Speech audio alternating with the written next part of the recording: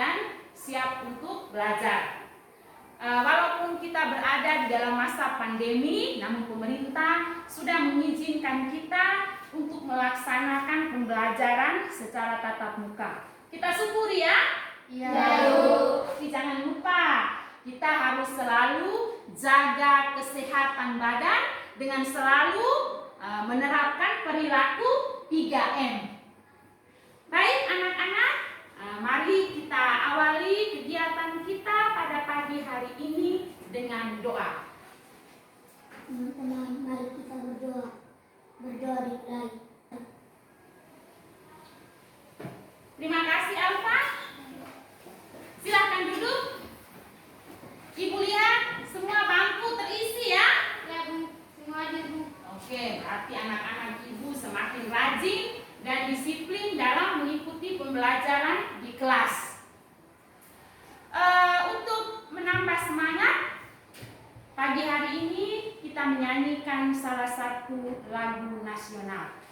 Satu nusa, satu bangsa, 3. Bela bersama. Oke, baik. Silakan duduk. Hari ini kita akan belajar pada tema 4, globalisasi, subtema 2, globalisasi dan manfaatnya, tepatnya pada pembelajaran 1. Tujuan pembelajaran yang akan kita capai pada hari ini. Hal yang akan kita laksanakan, yang pertama, anak-anak akan menyimak bacaan yang ibu bacakan. Kemudian, anak-anak menuliskan informasi penting dari bacaan tersebut. Selain itu, kalian juga akan mengamati video cara menghemat energi listrik. Dan setelah itu, setelah mendengarkan videonya, anak-anak menjelaskan cara menghemat energi listrik sekaligus menceritakan pengalaman dalam menggunakan dan menghemat energi listrik di rumah masing-masing. Ya? Baik. Apakah kalian masih ingat teks bacaan pada pembelajaran sebelumnya? Masih Bu. Apa judulnya? Saya Bu. Ajun. Mengapa mati lampu? Mengapa mati lampu? Apa penyebab mati lampu berdasarkan teks tersebut? Irfan. Gangguan alam seperti petir, pohon, dan hewan yang menyentuh jaringan. Oke, karena gangguan alam. Ada lagi. Lalu bagaimana perasaanmu saat mati lampu? Takut Bu. Takut. Yosni bilang dia takut. Kenapa Yosni takut? Karena ruangannya gelap Bu. Karena ruangan gelap. Ada lagi? Kecewa Bu. Oh, kecewa. Kenapa kecewa? Tris, lihat. Karena tidak bisa menonton acara kesukaan. Karena tidak bisa menonton acara kesukaan. Listrik penting bagi kehidupan kita di era globalisasi ini. Ya. Globalisasi membawa banyak pengaruh atau dampak dalam kehidupan. Ya. Ada yang positif, ada juga yang negatif.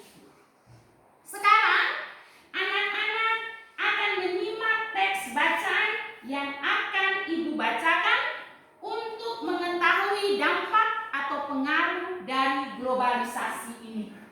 Bahasa Indonesia dinilai layak jadi bahasa ASEAN. Bahasa Indonesia dinilai layak menjadi bahasa ASEAN karena merupakan bahasa dari negara dengan penduduk yang besar. Bahasa Indonesia asal dari negara dengan penduduk sekitar 250 juta, seharusnya bisa menjadi bahasa ASEAN.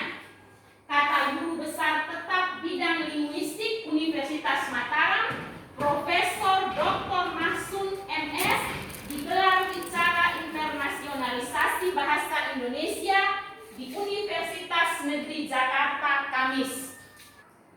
Baik anak-anak, sudah didengar? Sudah Bu.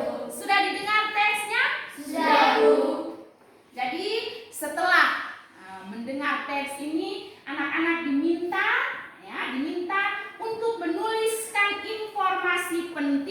dari setiap paragraf yang ada pada bacaan ini. Jadi bacaan yang Ibu baca tadi itu ada 3 paragraf. Ini paragraf pertama, kedua, dan ketiga. Ibu kembali lagi. Jawabanmu nanti kamu tulis pada LKPD. Ini LKPD. Ada 3 paragraf ya. Lalu ini paragraf kedua.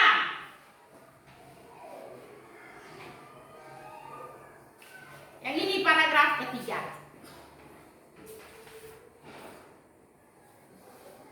Ayo, Ibu kasih waktu 5 menit. Silakan. Ditulis baik-baik ya, ingat. Bahasa Indonesia, B besar, I-nya juga harus besar. Jangan lupa. Indonesia ya. Sudah kelas 6 ini. Sudah selesai? Sudah. Oke, baik. Sekarang kita mempresentasikan hasil kerja kita ya. Kita mulai dari paragraf pertama. Ya, kita mulai dari paragraf pertama. Coba, informasi penting apa yang bisa anak-anak sampaikan dari paragraf pertama? Siapa bisa? Saya, Bu. Oke, Valeria silakan. Bahasa Indonesia layak menjadi bahasa ASEAN karena berasal dari negara berpenduduk besar. Oke, ya. Berikut. Paragraf kedua. Saya, Bu. Wawan. Menurut Masun, bahasa Indonesia hanya memiliki 90.000 kosakata, tapi dapat menciptakan kosakata baru. Oke. Yang berikut, paragraf ketiga. Magis menayangkan generasi muda yang lebih memilih bahasa Inggris daripada bahasa Indonesia. Oke, terima kasih ya.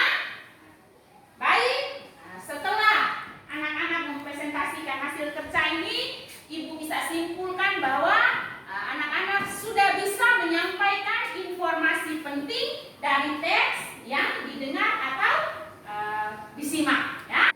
Coba anak-anak amati benda-benda di sekitar yang menggunakan energi listrik. Coba, benda apa saja? Iya, laptop, oke. Apa? Ya, HP. Apa lagi? Salon. Ada lagi benda-benda di sekitar? LCD. Iya, LCD. Yang akan terjadi jika energi listrik habis dan tidak dapat diperbaharui? Peralatan-peralatan yang menggunakan energi listrik tidak dapat dipakai. Peralatan-peralatan yang menggunakan energi listrik tidak dapat dipakai. Apa yang harus kita lakukan supaya energi listrik tidak cepat habis? Ya, Kita harus menghemat energi listrik. kita harus menghemat energi listrik. Ya, oke. Nah, kemajuan teknologi itu membutuhkan banyak energi. Nah, kita harus menghemat energi. Penghematan energi atau kata lainnya konservasi energi adalah tindakan mengurangi jumlah penggunaan energi. Menghemat energi juga berarti tidak menggunakan energi listrik untuk suatu hal yang tidak berguna. Kampanye hemat energi gerakan potong 10% sudah dicanangkan sejak tahun 2015 silam. Apakah kalian sudah melaksanakan hemat energi? Berikut ini adalah cara menghemat energi listrik yang bisa kita lakukan dalam kehidupan sehari-hari. Yang pertama, meninggalkan peralatan elektronik dalam keadaan mati. Misalnya, saat mau keluar rumah, pastikan AC, lampu, kemudian televisi sudah dimatikan. Yang kedua, gunakan peralatan elektronik hemat energi. Misalnya, lampu LED atau LHE, lampu hemat energi. Yang ketiga, jika matahari terik, maka tidak perlu menggunakan membuat sirkulasi udara dan cahaya yang lebih baik di rumah, sehingga mengurangi penggunaan AC dan penggunaan lampu. Yang kelima, cabut steker dari stop kontak jika tidak digunakan. Contohnya adalah charger HP, kalau sudah selesai mengisi baterai sebaiknya dicabut. Kemudian kabel mesin cuci jika tidak digunakan maka stekernya dicabut saja. Yang keenam, gunakan AC dengan suhu 24 sampai 27 derajat Celcius. Anak-anak, Indonesia termasuk negara di Asia Tenggara yang tertinggi dalam hal pemborosan energi. Baik, sudah nonton videonya? Sudah, Ibu. Sudah?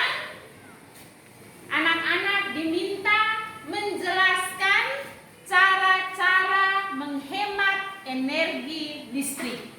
Apa yang harus kita lakukan untuk bisa menghemat energi listrik supaya kita tidak kecewa, kita tidak takut, ya kan? Oke, coba. Siapa bisa? Yang pertama, Mematikan peralatan listrik saat bepergian. mematikan peralatan listrik saat bepergian. Misal listrik saat bepergian. Apa lagi yang harus kita lakukan untuk menghemat energi listrik? Niat. Mencabut steker dari stop kontak jika tidak digunakan. Mencabut steker dari stop kontak ketika tidak digunakan. Itu masih siapa mau menceritakan pengalamannya dalam menggunakan dan menghemat energi listrik di rumah? Coba, siapa bisa? Saya, Bu. Oh, Wawan mau bercerita ya? Silakan Wawan, yang lain dengar ya. Awal-awal listrik masuk di desa Legorong, jumlah pembelian pulsa listrik di rumah saya semakin meningkat karena penggunaan setrika listrik yang tidak bijak. Mama mau pergi ke sekolah baru setrika baju. Bapak mau pergi ke kantor desa baru setrika baju. Kakak mau pergi ke posyandu baru setrika baju. Oleh karena itu, jadwal penyetrikaan baju di rumah saya dilaksanakan setiap hari Sabtu ketika pakaian dikumpulkan sebanyak-banyaknya. Oke, bagus ya. Kita semua tepuk tangan untuk Wawan dulu. Hal sebelum Ibu membagikan soal evaluasi kepada anak-anak, Ibu mau bertanya apa saja materi yang sudah anak-anak pelajari pada hari ini. Kesimpulan apa yang bisa anak-anak dapatkan dari pembelajaran pada pagi hari ini? Coba. Saya, Bu. Oleh dia, yang pertama apa? Bahasa Indonesia layak menjadi bahasa ASEAN karena mempunyai penduduk terbanyak. Oke, bahasa Indonesia. Apa lagi? Ya, Cara menghemat energi. cara menghemat energi. Kita juga belajar tentang cara menghemat energi. Baik anak-anak, sekarang Ibu akan membagikan lembar evaluasi untuk mengetahui tingkat pemahaman anak-anak terhadap materi yang Ibu bawakan pada pagi hari ini. Ditulis namanya ya. Oke. Sudah selesai? Sudah tulis nama saya? Oke. Anak, pembelajaran besok kita lanjutkan pada pembelajaran 2 tentang mangsamat dan keanekaragaman ekonomi di Indonesia. Jadi Ibu harap ulang supaya membaca lagi buku yang dibagikan kepada. Sebelum mengakhiri kegiatan ini, satu lagi pesan Ibu tadi dalam bacaan, bahasa Indonesia itu dinilai layak menjadi bahasa ASEAN. Oleh karena itu, kita pemilik bahasa Indonesia, kita harus lebih pandai dan lebih bisa daripada orang-orang yang berasal dari negara yang lain. Bisa? Bisa kelas 6? Bisa. Baik.